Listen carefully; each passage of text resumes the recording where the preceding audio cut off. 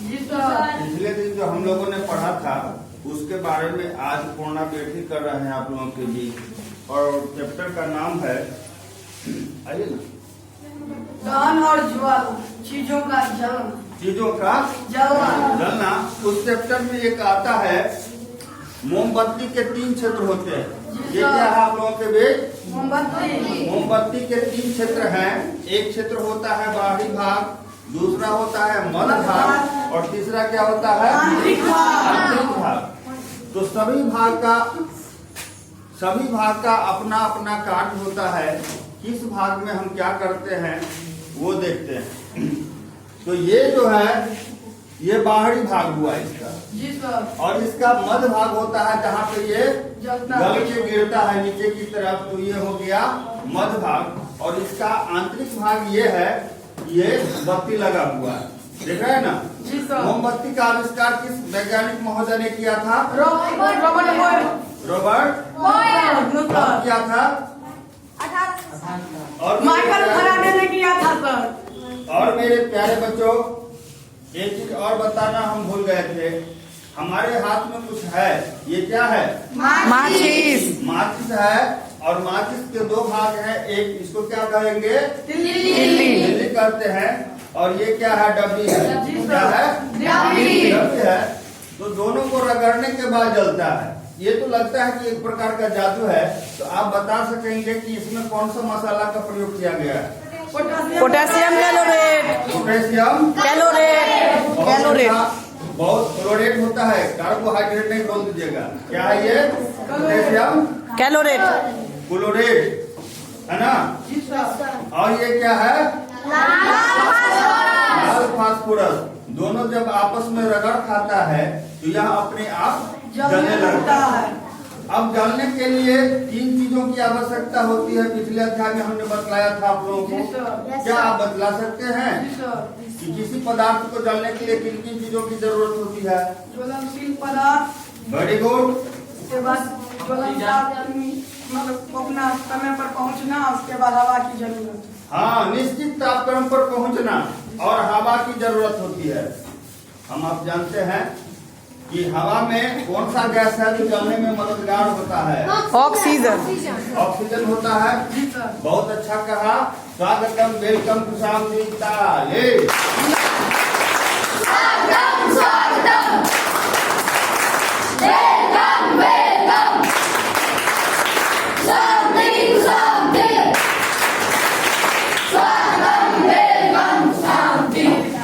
अब देखिए, आपके बीच में हम ये मोमबत्ती को जला रहे हैं। जी सर। ताली बजाइए आप लोग। ये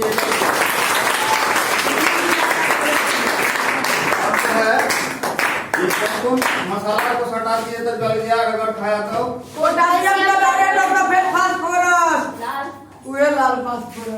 फास्फोरस कर दीजिएगा तो उसमें 2 अवधारणा आ जाती है, सफेद होगा कि लाल होगा।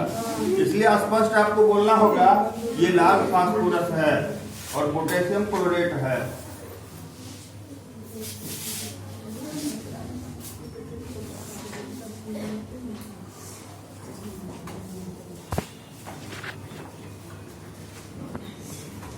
ये क्या है? मोमबत्ती। मोमबत्ती में ये दहन हो रहा है। क्या हो रहा है? दहन हो रहा है। तो बाहरी भाग नीला और अदीप्त होता है। इसको बंद कर दीजिए, हवा आ रही।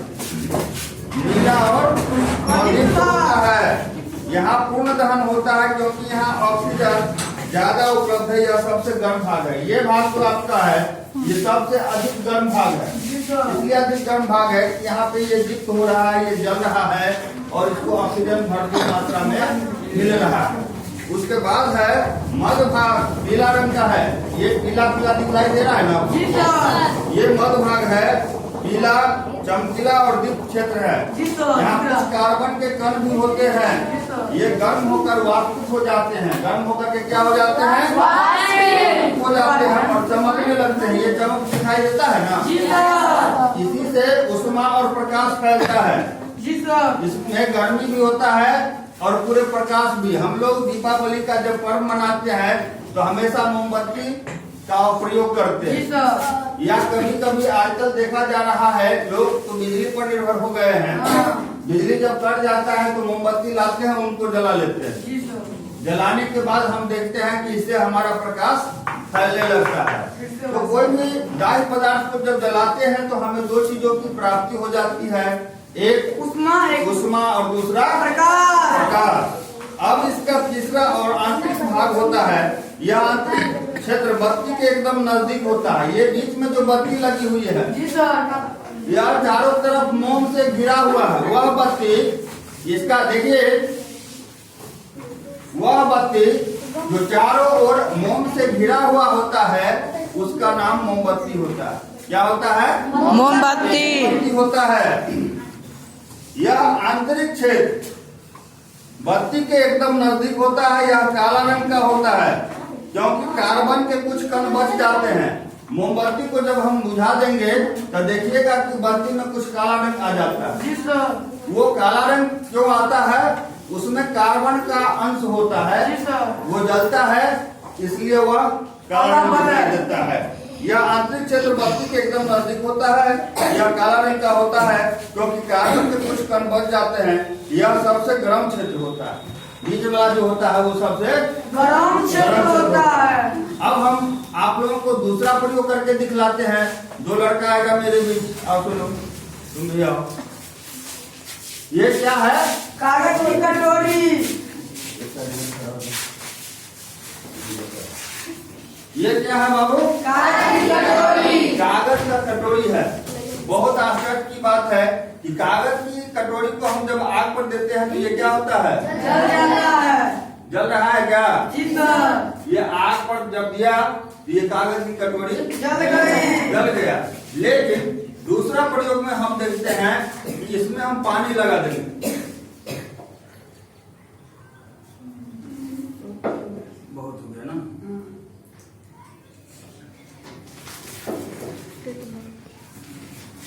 ये कागज में क्या है? पानी है।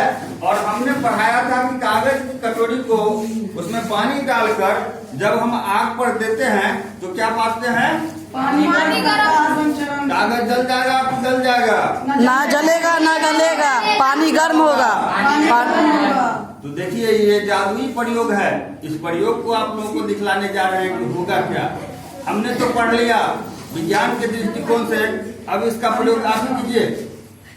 ये कैसा बनाया कटोरी? बढ़िया कटोरी नहीं, गलत है, गलत है। दूसरा कटोरी बनाइए इसको। देखिए आप लोगों के बीच यह प्रयोग किया जा रहा है शिक्षकों की देखरेख में। कागज में क्या डाला गया है? पानी। और इस पानी को हम जब आग पर देते हैं तो क्या होता है? जब आग पर दीजिए तो ये पानी गर्म हो रहा है लेकिन कागजों लग गया। इसलिए जो पानी कम था और ऊपर में उष्मा का संचरण उसमें हो गया, गर्म हो गया। पूरा आग पर नहीं लगा।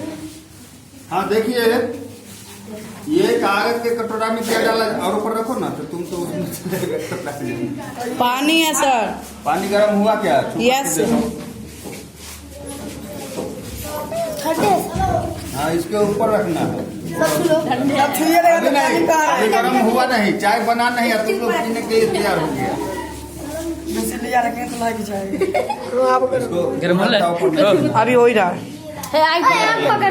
बुझ जाएगा, बुझ जाएगा। अरे जब तक ये भीगेगा नहीं तब तक प्रयोग कैसे होगा संभव? हटाओ उसको। नहीं हुआ, नहीं हुआ। जाओ ना, सब कैसे मुँह आ रहे ना। ये देखिए कटोरा में पानी गर्म हो रहा है, ठीक है ना? अब कागज क्यों नहीं जल रहा है?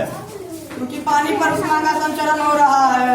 उष्मा का संचरण कहाँ हो रहा है? पानी पर। पानी में हो रहा है, इसलिए कागज नहीं जल रहा और मोमबत्ती जल रहा है।